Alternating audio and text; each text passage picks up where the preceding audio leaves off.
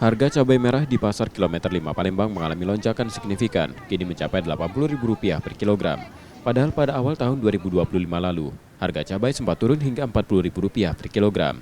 Menurut para pedagang, kenaikan harga ini terjadi sejak Sabtu 11 Januari 2025 dan langsung mengejutkan pembeli. Banyak warga yang biasanya membeli 1 kilogram cabai untuk kebutuhan rumah tangga, kini hanya membeli setengah kilogram. Hal ini berdampak pada penurunan omset pedagang yang sebelumnya bisa menghabiskan hingga 100 kg per hari saat harga cabai Rp40.000. Berubah harga, bukan naik. Kalau dia naik bisa jadi 5.000, 10.000 naik.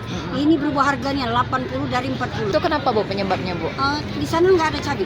Oh, stoknya sedikit ya? Pasar Jakabaring tidak ada cabai. Pembelinya kurang. Kurang ya? Baik yang beli sekilo ya belinya setengah, baik beli setengah jadi seberapa.